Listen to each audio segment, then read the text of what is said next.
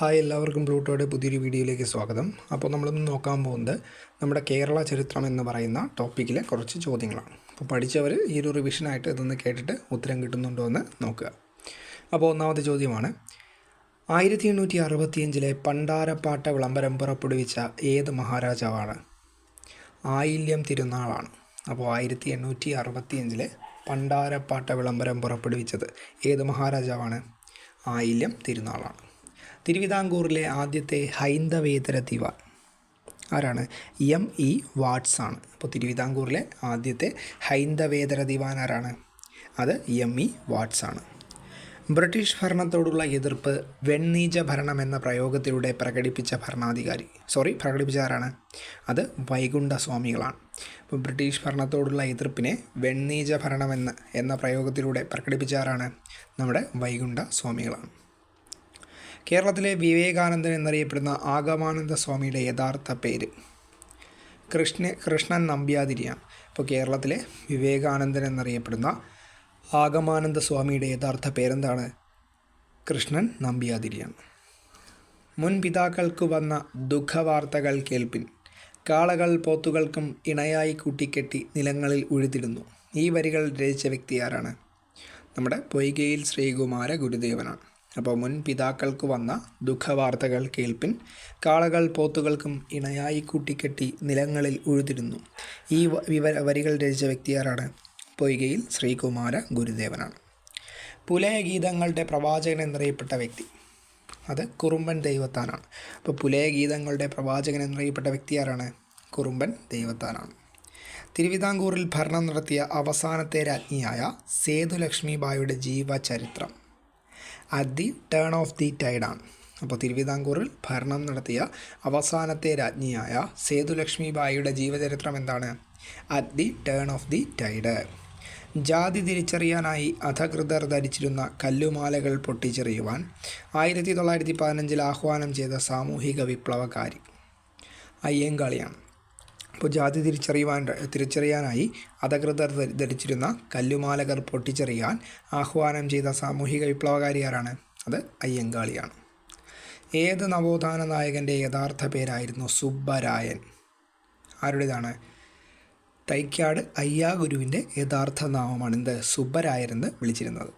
അപ്പോൾ ഇത്രയും ചോദ്യങ്ങൾ ഒന്നുകൂടി നമുക്ക് റിപ്പീറ്റ് ചെയ്ത് നോക്കിയിട്ട് ബാക്കി ചോദ്യങ്ങൾ നോക്കാം. അപ്പോൾ 1865 പണ്ടാരപ്പാട്ട വിളംബരം പുറപ്പെടുവിച്ച രാജാവാരാണ്? ആയില്യം തിരുനാളാണ്. തിരുവിതാംകൂറിലെ ആദ്യത്തെ ഹൈന്ദവേതര ദിവാൻ എം.ഇ.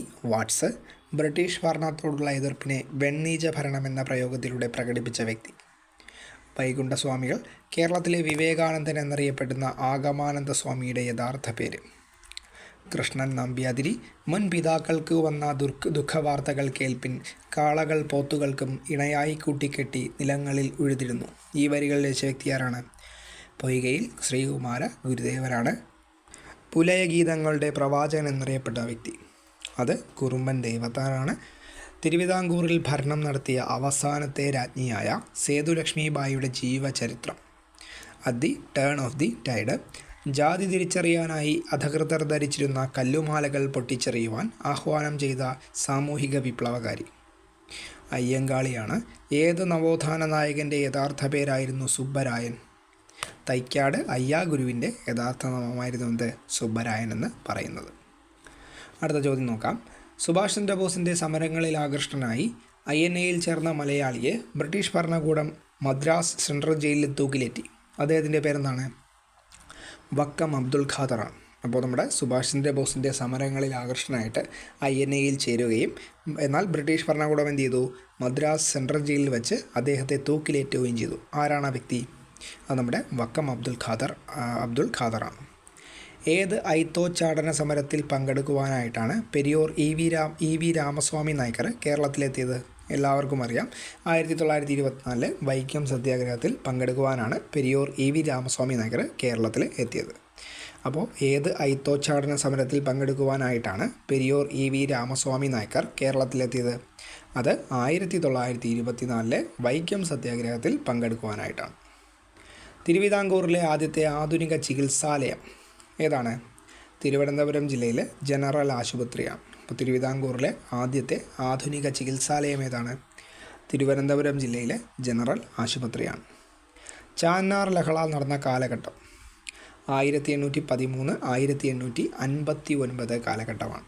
അപ്പോൾ ചാന്നാർ ലഹള അല്ലെങ്കിൽ മാറുമറയ്ക്കൽ സമരം നടന്ന കാലഘട്ടം എന്നാണ് 1813 1859 കാലഘട്ടമാണ്. ഇന്ത്യയിൽ യൂറോപ്യന്മാർ നിർമ്മിച്ച ആദ്യത്തെ കോട്ടയുടെ പേര് എന്താണ്? മാനുവൽ കോട്ടയാണ്. അപ്പോൾ ഇന്ത്യയിൽ യൂറോപ്യന്മാർ നിർമ്മിച്ച ആദ്യത്തെ കോട്ട ഏതാണ്? മാനുവൽ കോട്ടയാണ്. ഇന്ത്യയിലെ പോർച്ചുഗീസ് ഭരണത്തിൻ്റെ ആസ്ഥാനം കൊച്ചിയിൽ നിന്ന് ഗോവയിലേക്ക് മാറ്റിയത് അൽഫോൺസോ ഡി ആൽബുക്കർക്കാണ്. അപ്പോൾ ഇന്ത്യയിലെ പോർച്ചുഗീസ് ഭരണത്തിൻ്റെ ആസ്ഥാനം കൊച്ചിയിൽ നിന്ന് ഗോവയിലേക്ക് മാറ്റിയ വ്യക്തി ആരാണ്? Alphonso D ആൽബുക്കർക്കാണ്. 1600 പോർച്ചുഗീസുകാർ ഗോവയിൽ വെച്ച് വധിച്ചത് എത്രാമത്തെ കുഞ്ഞാലി മരക്കാരെയായിരുന്നു? കുഞ്ഞാലി മരക്കാർ 4ാമനെയായിരുന്നു. അപ്പോൾ 1600 പോർച്ചുഗീസുകാർ ഗോവയിൽ വെച്ച് വധിച്ചത് എത്രാമത്തെ കുഞ്ഞാലി മരക്കാരെയാണ്? കുഞ്ഞാലി മരക്കാർ 4ാമനെയാണ്. പഴയ കേരളത്തിൽ ചായമുക്കൽ, ഉപ്പു നിർമ്മാണം തുടങ്ങിയ വ്യവസായങ്ങൾ ആരംഭിച്ച യൂറോപ്യൻ ശക്തി ഡച്ചുകാരാണ്. അപ്പോൾ പഴയ കേരളത്തിലെ ചായമുക്കൽ, ഉപ്പു നിർമ്മാണം തുടങ്ങിയ വ്യവസായങ്ങൾ ആരംഭിച്ച യൂറോപ്യൻ ശക്തി ആരാണ്? അത് ഡച്ചുകാരാണ്. ആധുനിക തിരുവിതാംകൂറിൻ്റെ വിധാതാവ് എന്നറിയപ്പെടുന്നത് അത് അനിഴം തിരുനാൾ മാർത്താണ്ഡവർമ്മയാണ്. അപ്പോൾ ആധുനിക തിരുവിതാംകൂറിൻ്റെ വിധാതാവ് എന്നറിയപ്പെടുന്ന വ്യക്തി ആരാണ്? അനിഴം തിരുനാൾ മാർത്താണ്ഡവർമ്മയാണ്. മൈസൂരിലെ ടിപ്പു സുൽത്താൻ്റെ ആക്രമണത്തെ പ്രതിരോധിക്കുന്നതിനായിട്ട് ധർമ്മരാജാവ് നിർമ്മിച്ച കോട്ട ഏതാണത്? അത് നെടുങ്കോട്ടയാണ്. മൈസൂരിലെ ടിപ്പു സുൽത്താൻ്റെ ആക്രമണത്തെ പ്രതിരോധിക്കുന്നതിനായിട്ട് ധർമ്മരാജ നിർമ്മിച്ച കോട്ട ഏതാണ്? അത് നെടുങ്കോട്ടയാണ്. വേലുത്തമ്പി ദളവ ജീവാർപ്പണം ചെയ്ത മണ്ണടി ഇപ്പോൾ ഏത് ജില്ലയിലാണ്? അത് പത്തനംതിട്ടയിലാണ്. അപ്പോൾ നമ്മുടെ വേലുത്തമ്പി ദളവ ജീവാർപ്പണം ചെയ്ത മണ്ണടി ഇപ്പോൾ ഏത് ജില്ലയിലാണ്? അത് പത്തനംതിട്ട ജില്ലയിലാണ്. തിരുവിതാംകൂറിൽ സർക്കാരിൻ്റെ നിർമ്മാണ പ്രവർത്തനങ്ങളിൽ വേതനം നൽകാതെ തൊഴിലാളികളെ ഏർപ്പെടുത്തിയിരുന്ന ഊഴിയം സമ്പ്രദായം നിർത്തലാക്കിയ വ്യക്തി റാണി ഗൗരി പാർവതി ഭായിയാണ്. അപ്പോൾ തിരുവിതാംകൂറിൽ സർക്കാരിൻ്റെ നിർമ്മാണ പ്രവർത്തനങ്ങളിൽ വേതനം നൽകാതെ തൊഴിലാളികളെ ഏർപ്പെടുത്തിയിരുന്ന ഊഴിയം സമ്പ്രദായം നിർത്തലാക്കിയ വ്യക്തി ആരാണ്?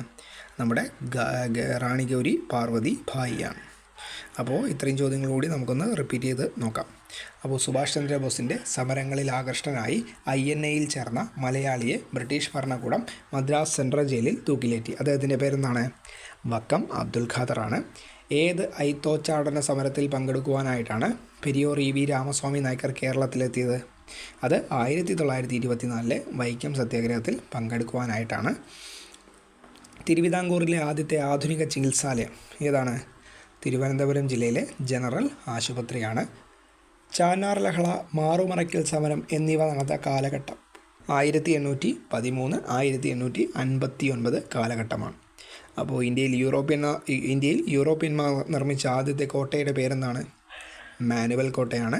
ഇന്ത്യയിലെ പോർച്ചുഗീസ് ഭരണത്തിൻ്റെ ആസ്ഥാനം കൊച്ചിയിൽ നിന്ന് ഗോവയിലേക്ക് മാറ്റിയത് ആരാണ്? Alphonso D ആൽബുക്കർക്കാണ്.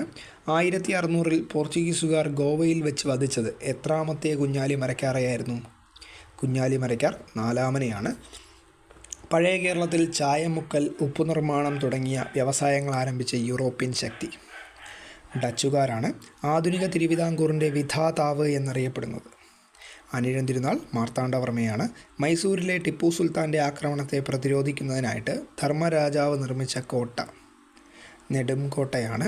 വേലുത്തമ്പി ദളവ ജീവാർപ്പണം ചെയ്ത മണ്ണടി ഇപ്പോൾ ഏത് ജില്ലയിലാണ്? പത്തനംതിട്ട ജില്ലയിലാണ്. തിരുവിതാംകൂറിൽ സർക്കാരിൻ്റെ നിർമ്മാണ പ്രവർത്തനങ്ങളിൽ വേതനം നൽകാതെ തൊഴിലാളികളെ ഏർപ്പെടുത്തിയിരുന്ന ഊഴിയം സമ്പ്രദായം നിർത്തലാക്കിയ വ്യക്തി റാണി ഗൗരി പാർവതി ഭായിയാണ്. അപ്പോൾ ഇത്രയും ചോദ്യങ്ങളാണ് നമ്മൾ ആദ്യത്തെ പാർട്ടായിട്ട് നോക്കിയത്. അടുത്ത ചോദ്യം, അവർണർക്കും വേദം പഠിക്കാമെന്ന് സ്ഥാപിച്ച് ചട്ടമ്പി സ്വാമികൾ രചിച്ച കൃതി ഏതാണ്? വേദാധികാര നിരൂപണമാണ്. അപ്പോൾ അവർണർക്കും വേദം പഠിക്കാമെന്ന് സ്ഥാപിച്ച് ചട്ടമ്പി സ്വാമികൾ രചിച്ച കൃതി ഏതാണ്? വേദാധികാര നിരൂപണമാണ്.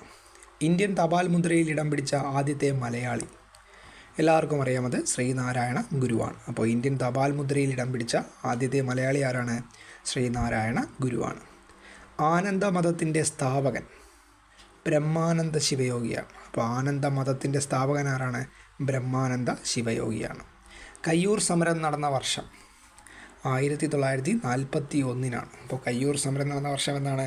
1941. മൂക്കുത്തി സമരം, അച്ചിപ്പുടവ സമരം എന്നിവ നയിച്ച വ്യക്തി ആറാട്ടുപുഴ വേലായുധ പണിക്കരാണ്. അപ്പോൾ മൂക്കുത്തി സമരം, അച്ചിപ്പുടവ സമരം എന്നിവ നയിച്ച വ്യക്തി ആരാണ്? ആറാട്ടുപുഴ വേലായുധ പണിക്കരാണ്. വി കെ ഗുരുക്കൾ കേരള നവോത്ഥാന ചരിത്രത്തിൽ പ്രസിദ്ധി നേടിയത് ഏത് പേരിലാണ്? വാഗ്ഭടാനന്ദൻ എന്ന പേരിലാണ്. അപ്പോൾ വി കെ ഗുരുക്കൾ എന്ന പേരിൽ അറിയപ്പെട്ടിരുന്ന നവോത്ഥാന നായകനാരാണ്? അത് വാഗ്ഭടാനന്ദനാണ് വി കെ ഗുരുക്കൾ എന്നും അറിയപ്പെട്ടിരുന്നത്. അടിലഹള എന്നറിയപ്പെട്ട പ്രക്ഷോഭത്തിന് നേതൃത്വം നൽകിയ വ്യക്തി അത് പൊയ്കയിൽ യോഹന്നാനാണ്. അപ്പോൾ അടിലഹള എന്നറിയപ്പെട്ട പ്രക്ഷോഭത്തിന് നേതൃത്വം നൽകിയ വ്യക്തി ആരാണ്? പൊയ്കയിൽ യോഹന്നാനാണ്. ജാതിനാശിനി സഭയ്ക്ക് രൂപം നൽകിയ വ്യക്തി ആനന്ദ തീർത്ഥനാണ്. അപ്പോൾ ജാതിനാശിനി സഭയ്ക്ക് രൂപം നൽകിയ വ്യക്തി ആരാണ്? ആനന്ദ തീർത്ഥനാണ്. സ്വാതന്ത്ര്യലബ്ധിക്ക് ശേഷം കേരളത്തിൽ നടന്ന ആദ്യ സത്യാഗ്രഹം പാലിയം സത്യാഗ്രഹമാണ്. അപ്പോൾ സ്വാതന്ത്ര്യ ലബ്ധിക്ക് ശേഷം കേരളത്തിൽ നടന്ന ആദ്യ സത്യാഗ്രഹം ഏതാണ്? പാലിയം സത്യാഗ്രഹമാണ്. കല്ലറ പാങ്ങോട് സമരം നടന്ന വർഷം എന്നാണ്? 1938. അപ്പോൾ കല്ലറ പാങ്ങോട് സമരം നടന്ന വർഷം എന്നാണ്?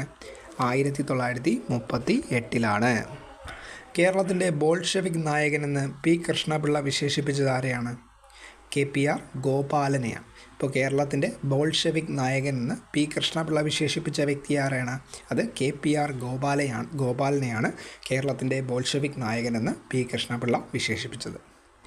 ഗാന്ധിജി അവസാനമായി കേരളം സന്ദർശിച്ച വർഷം 1937. അപ്പോൾ ഗാന്ധിജി അവസാനമായിട്ട് കേരളം സന്ദർശിച്ചതെന്നാണ്? 1937. പാലിയം സത്യാഗ്രഹത്തിൻ്റെ എത്രാം ദിവസമാണ് AG വേലായുധൻ പോലീസ് മർദ്ദനത്തെ തുടർന്ന് മരണപ്പെട്ടത്?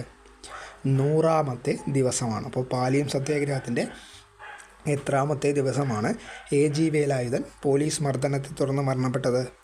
100ാമത്തെ ദിവസമാണ് മരണപ്പെട്ടത്. കേരളത്തിൽ നടന്ന ഉപ്പു സത്യാഗ്രഹ സമരത്തിൻ്റെ സ്മാരകം സ്ഥിതി ചെയ്യുന്ന എവിടെയാണ്? അത് പയ്യന്നൂരിലെ ഉളിയടത്ത് കടവാണ്. അപ്പോൾ കേരളത്തിൽ നടന്ന ഉപ്പു സത്യാഗ്രഹ സമരത്തിൻ്റെ സ്മാരകം സ്ഥിതി ചെയ്യുന്ന എവിടെയാണ്? പയ്യന്നൂരിലെ ഉളിയത്ത് കടവാണ്.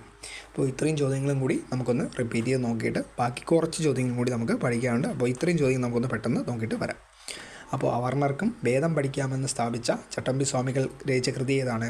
വേദാധികാര നിരൂപണം. ഇന്ത്യൻ തപാൽ മുദ്രയിൽ ഇടം പിടിച്ച ആദ്യത്തെ മലയാളി ശ്രീനാരായണ ഗുരുവാണ്. ആനന്ദമതത്തിൻ്റെ സ്ഥാപകൻ ബ്രഹ്മാനന്ദ ശിവയോഗി. കയ്യൂർ സമരം നടന്ന വർഷം 1941. മൂക്കുത്തി സമരം, അച്ചിപ്പുടവ സമരം എന്നിവ നയിച്ചത് ആറാട്ടുപുഴ വേലായുധ പണിക്കർ. വി കെ ഗുരുക്കൾ കേരള നവോത്ഥാന ചരിത്രത്തിൽ പ്രസിദ്ധി നേടിയത് ഏത് പേരിലാണ്? വാഗ്ഭടാനന്ദൻ എന്ന പേരിലാണ്.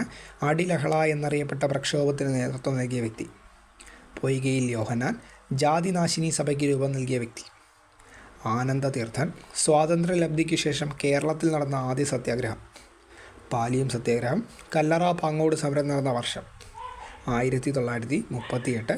കേരളത്തിൻ്റെ ബോൾഷെവിക് നായകനെന്ന് പി കൃഷ്ണപിള്ള വിശേഷിപ്പിച്ച ആരെയാണ്? KPR ഗോപാലനെയാണ്. ഗാന്ധിജി അവസാനമായി കേരളം സന്ദർശിച്ചത് 1937. പാലിയം സത്യാഗ്രഹത്തിൻ്റെ എത്രാം ദിവസമാണ് AG വേലായുധൻ പോലീസ് മർദ്ദനത്തെ തുടർന്ന് മരണപ്പെട്ടത്? 100ാമത്തെ ദിവസമാണ്. കേരളത്തിൽ നടന്ന ഉപ്പു സത്യാഗ്രഹ സമരത്തിൻ്റെ സ്മാരകം സ്ഥിതി ചെയ്യുന്ന എവിടെയാണ്? പയ്യന്നൂരിലെ ഉളിയത്ത് കടവാണ്. അപ്പോൾ ബാക്കി ചോദ്യങ്ങൾ കൂടി നമുക്കൊന്ന് നോക്കാം. 1906 തത്വപ്രകാശിക ആശ്രമം എന്ന പേരിൽ കോഴിക്കോട്ട് സംസ്കൃത വിദ്യാലയം സ്ഥാപിച്ച വ്യക്തി വാഗ്ഭടാനന്ദനാണ്. അപ്പോൾ 1906 തത്വപ്രകാശിക ആശ്രമം എന്ന പേരിൽ കോഴിക്കോട്ട് സംസ്കൃത വിദ്യാലയം സ്ഥാപിച്ച വ്യക്തി ആരാണ്? വാഗ്ഭടാനന്ദനാണ്. സവർണ ക്രിസ്ത്യാനികളും അവർണ ക്രിസ്ത്യാനികളും എന്ന ഗ്രന്ഥത്തിൻ്റെ രചയിതാവ് പാമ്പാടി ജോൺ ജോസഫാണ്. സവർണ ക്രിസ്ത്യാനികളും അവർണ ക്രിസ്ത്യാനികളും എന്ന ഗ്രന്ഥത്തിൻ്റെ രചയിതാവാരാണ്? പാമ്പാടി ജോൺ ജോസഫാണ്.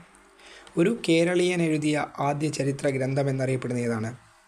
തുഹ്ഫത്തുൽ മുജാഹിദീനാണ്. അപ്പോൾ ഒരു കേരളീയൻ എഴുതിയ ആദ്യ ചരിത്ര ഗ്രന്ഥം എന്നറിയപ്പെടുന്ന ഏതാണ്? തുഹ്ഫത്തുൽ മുജാഹിദീനാണ്. ഐതരേയ ആരണ്യകം എന്ന സംസ്കൃത കൃതിയുടെ പ്രാധാന്യം എന്താണ്? കേരള പരാമർശമുള്ള ആദ്യത്തെ സംസ്കൃത കൃതി ഏതാണ്? നമ്മുടെ ഈ ഒരു ഐതരേയ ആരണ്യകമാണ്. അപ്പോൾ ഐതരേയ ആരണ്യകം എന്ന് പറയുന്ന സംസ്കൃത കൃതിയുടെ പ്രാധാന്യം എന്താണ്? കേരള പരാമർശമുള്ള ആദ്യത്തെ സംസ്കൃത കൃതിയാണ് ഇത് ഐതരേയ ആരണ്യകം. കൊച്ചി രാജാവായ വീരകേരളവർമ്മയെ വാഴ്ത്തിക്കൊണ്ട് മേൽപ്പത്തൂർ നാരായണ ഭട്ടതിരിപ്പാട് രചിച്ച കൃതി വീരകേരള പ്രശസ്തിയാണ്. അപ്പോൾ കൊച്ചി രാജാവായ വീരകേരളവർമ്മയെ വാഴ്ത്തിക്കൊണ്ട് മേൽപ്പത്തൂർ നാരായണ ഭട്ടതിരിപ്പാട് രചിച്ച കൃതി ഏതാണ്? വീരകേരള പ്രശസ്തിയാണ്. കണ്ടൻ മേനോൻ പാട്ട്, രാമച്ചപ്പണിക്കർ പാട്ട് എന്നിവ ഏത് വീരന്മാരെ പ്രകീർത്തിക്കുന്ന ചാവേർ പാട്ടുകളാണ്? അത് മാമാങ്കത്തിൽ പടവെട്ടി മരിച്ച വീരന്മാരെ പ്രകീർത്തിക്കുന്ന പാട്ടാണ്. അപ്പോൾ ഏതൊക്കെയാണ്? കണ്ടർമേനോൻ പാട്ട്, രാമച്ചപ്പണിക്കർ പാട്ട് എന്നിവ ഏത് വീരന്മാരെ പ്രകീർത്തിക്കുന്ന ചാവേർ പാട്ടുകളാണ്? അത് മാമാങ്കത്തിൽ പടവെട്ടി മരിച്ച വീരന്മാരെ പ്രകീർത്തിക്കുന്ന പാട്ടുകളാണ്. കൊച്ചി രാജ്യത്ത് ഉത്തരവാദ ഭരണം നേടിയെടുക്കുന്നതിനായി 1941 രൂപം കൊണ്ട സംഘടന കൊച്ചി രാജ്യ പ്രജാമണ്ഡലമാണ്. അപ്പോൾ കൊച്ചി രാജ്യത്ത് ഉത്തരവാദ ഭരണം നേടിയെടുക്കുന്നതിനായി 1941 രൂപം കൊണ്ട സംഘടന ഏതാണ്? കൊച്ചി രാജ്യ പ്രജാമണ്ഡലമാണ്. 1949 ജൂലൈ 1 തിരുകൊച്ചി സംസ്ഥാനം രൂപം കൊള്ളുമ്പോൾ കൊച്ചിയുടെ പ്രധാനമന്ത്രി ആരായിരുന്നു? ഇക്കണ്ട വാര്യറാണ്. അപ്പോൾ 1949 ജൂലൈ 1 തിരുകൊച്ചി സംസ്ഥാനം രൂപം കൊള്ളുമ്പോൾ കൊച്ചിയുടെ പ്രധാനമന്ത്രി ആരായിരുന്നു? ഇക്കണ്ട വാര്യറാണ്. തിരുകൊച്ചി സംസ്ഥാനത്തിൻ്റെ രാജപ്രമുഖ പദവി വഹിച്ച വ്യക്തി ശ്രീ ചിത്തിര തിരുനാളാണ്. അപ്പോൾ തിരുകൊച്ചി സംസ്ഥാനത്തിൻ്റെ രാജപ്രമുഖ പദവി വഹിച്ച ആരായിരുന്നു? ശ്രീ ചിത്തിര തിരുനാളാണ്. കേരള നിയമസഭയിലേക്കുള്ള ആദ്യ പൊതു തിരഞ്ഞെടുപ്പ് നടന്നതെന്നാണ്? 1957 ഫെബ്രുവരി മാർച്ച് ആ മാസങ്ങളിലായിരുന്നു. അപ്പോൾ കേരള നിയമസഭയിലേക്കുള്ള ആദ്യ പൊതു തിരഞ്ഞെടുപ്പ് നടന്നതെന്നാണ്? 1957 ഫെബ്രുവരി മാർച്ച് ആ ഒരു സമയത്താണ്. 1958-59 കാലത്ത് നടന്ന വിമോചന സമരത്തിന് ആ പേര് നിർദ്ദേശിച്ച വ്യക്തി പനമ്പിള്ളി ഗോവിന്ദമേനോനാണ്. അപ്പോൾ 1958-59 കാലത്ത് നടന്ന വിമോചന സമരത്തിന് ആ പേര് നിർദ്ദേശിച്ച വ്യക്തി ആരാണ്? പനമ്പിള്ളി ഗോവിന്ദ മേനോനാണ്. കേരളത്തിൻ്റെ മൂന്നാമത്തെ മുഖ്യമന്ത്രി ആർ ശങ്കറാണ്. അപ്പോൾ കേരളത്തിൻ്റെ മൂന്നാമത്തെ മുഖ്യമന്ത്രി ആരാണ്? ആർ ശങ്കറാണ്. ഏറ്റവും ഒടുവിൽ വിട പറഞ്ഞ കേരളത്തിൻ്റെ പ്രഥമ മന്ത്രിസഭയിലെ അംഗം KR ഗൗരിയമ്മയാണ്. അപ്പോൾ ഏറ്റവും ഒടുവിൽ വിട പറഞ്ഞ കേരളത്തിൻ്റെ പ്രഥമ മന്ത്രിസഭയിലെ അംഗമാരായിരുന്നു? KR ഗൗരിയമ്മയാണ്. തൊഴിലില്ലായ്മ വേതനം ഏർപ്പെടുത്തിയത് ഏത് മുഖ്യമന്ത്രിയുടെ കാലത്താണ്? AK ആൻ്റണിയുടെ കാലത്താണ്. അപ്പോൾ തൊഴിലില്ലായ്മ വേതനം ഏർപ്പെടുത്തിയത് ഏത് മുഖ്യമന്ത്രിയുടെ കാലത്താണ്? AK ആൻ്റണിയുടെ കാലത്താണ്. രാജൻ കേസിനെ തുടർന്ന് രാജിവെച്ച മുഖ്യമന്ത്രി K കരുണാകരനാണ്. അപ്പോൾ രാജൻ കേസിനെ തുടർന്ന് രാജിവെച്ച മുഖ്യമന്ത്രി ആരാണ്? K കരുണാകരനാണ്. അപ്പോൾ ഇത്രയും നേരം പറഞ്ഞ ചോദ്യം കൂടി നമുക്ക് റിപ്പീറ്റ് അടിച്ചിട്ട് നമുക്ക് ഈ ഒരു വീഡിയോ നിർത്താം. അപ്പോൾ 1906 തത്വപ്രകാശിക ആശ്രമം എന്ന പേരിൽ കോഴിക്കോട്ട് സംസ്കൃത വിദ്യാലയം സ്ഥാപിച്ച വ്യക്തി ആരാണ്? വാഗ്ഭടാനന്ദനാണ്. സവർണ ക്രിസ്ത്യാനികളും അവർണ ക്രിസ്ത്യാനികളും എന്ന ഗ്രന്ഥത്തിൻ്റെ രചയിതാവ് പാമ്പാടി ജോൺ ജോസഫ്. ഒരു കേരളീയൻ എഴുതിയ ആദ്യ ചരിത്ര ഗ്രന്ഥം എന്നറിയപ്പെടുന്ന ഏതാണ്? തുഹ്ഫത്തുൽ മുജാഹിദീനാണ്. ഐതരേയ ആരണ്യകം എന്ന സംസ്കൃത കൃതിയുടെ പ്രാധാന്യം കേരള പരാമർശമുള്ള ആദ്യത്തെ സംസ്കൃത കൃതിയാണ്. കൊച്ചി രാജാവായ വീരകേരളവർമ്മയെ വാഴ്ത്തിക്കൊണ്ട് മേൽപ്പത്തൂർ നാരായണ ഭട്ടതിരിപ്പാട് രചിച്ച കൃതി വീരകേരള പ്രശസ്തിയാണ്.